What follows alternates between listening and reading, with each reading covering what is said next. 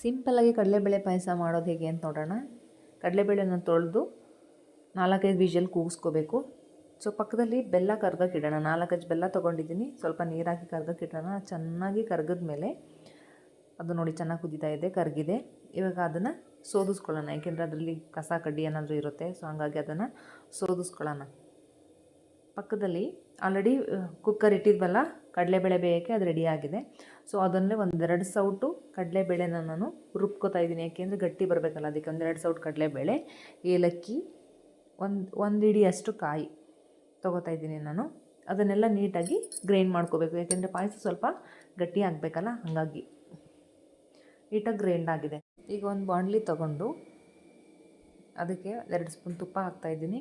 ಯಾಕೆಂದರೆ ದ್ರಾಕ್ಷಿ ಗೋಡಂಬಿನ ಹುರ್ಕೊಳ್ಳೋಕ್ಕೆ ದ್ರಾಕ್ಷಿ ಗೋಡಂಬಿನ ಹಾಕ್ಕೊತಾ ಇದ್ದೀನಿ. ಸೊ ಅದನ್ನು ಹುರಿದು ತೆಗೆದಿಟ್ಕೊಳ್ಳೋಣ. ಇವಾಗ ಆಲ್ರೆಡಿ ನಾವು ಕಾಳು ಬೇಯಿಸ್ಕೊಂಡಿದ್ವಲ್ವ, ಅದನ್ನು ಅದೇ ಬಾಣಲಿಗೆ ಹಾಕಿ ಜೊತೆಗೆ ರುಬ್ಕೊಂಡಿದ್ವಲ್ಲ ಅದನ್ನು ಕೂಡ ಹಾಕಿ ಸ್ವಲ್ಪ ಹೊತ್ತು ಬೇಯಕ್ಕಿಡೋಣ. ಕಾಳು ಏನಾದರೂ ಚೆನ್ನಾಗಿ ಬೆಂದಿಲ್ಲ ಅಂತಂದರೆ ಇವಾಗ ಅದು ಚೆನ್ನಾಗಿ ಹೊಂದ್ಕೊಳ್ಳುತ್ತೆ. ಬೆಲ್ಲದ ನೀರನ್ನ ಸೋದಿಸಿಟ್ಕೊಂಡಿದ್ವಿ ಅಲ್ವ, ಅದನ್ನು ಕೂಡ ಇದರೊಳಗಡೆ ಹಾಕಿ ಚೆನ್ನಾಗಿ ಕುದಿಯೋಕ್ಕೆ ಬಿಡಬೇಕು. ಕುದ್ದಾದಮೇಲೆ ದ್ರಾಕ್ಷಿ ಗೋಡಂಬಿನ ಹುರಿದಿಟ್ಕೊಂಡಿದ್ವಲ್ಲ ಅದನ್ನು ಸೇರಿಸಿ 1-2 ನಿಮಿಷ ಕುದಿಸಿದ್ರೆ ಬಿಸಿ ಬಿಸಿ ಕಡಲೆಬೇಳೆ ಪಾಯಸ ರೆಡಿ. ಲಾಸ್ಟ್ಗೆ 1 ಸ್ಪೂನ್ ಮನೆ ತುಪ್ಪ ಹಾಕ್ತಾಯಿದ್ದೀನಿ.